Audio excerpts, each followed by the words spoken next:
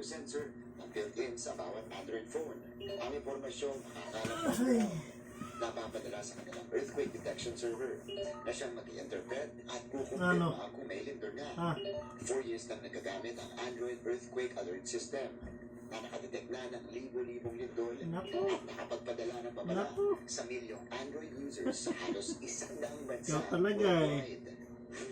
Ayaw mo talaga tumigil hanggat hindi ka pinapansin eh. Tingnan mo, tinuupuan mo ako eh. Rabol. Si Rabol na makulit. Discount itong mga nakakatulong na mga technologies natin. Marami tayong mga kasama sa private sectors. Kulit-kulit niya eh. Well, for one, syempre yung telcos. These are all private entities that are sending this. Itong lagi kong katabi. Especially yung mga real-time Si Rabol. na nakukuha kapag kalumigin doon na yung Aray! Ops! Salbahe. Pagka hindi pinapansin eh. Yung sa pagdating naman sa lindol, Ayaw tumigil.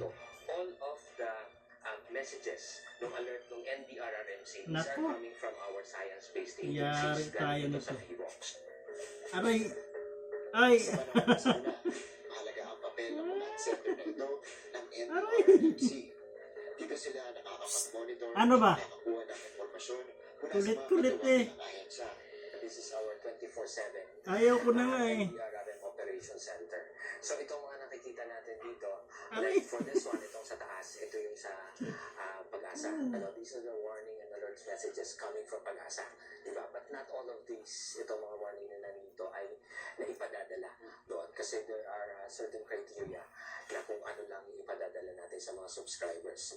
May ginagamit din silang software para ma-assess ang pinsala sa isang lugar sa aling tamaan ng lindol.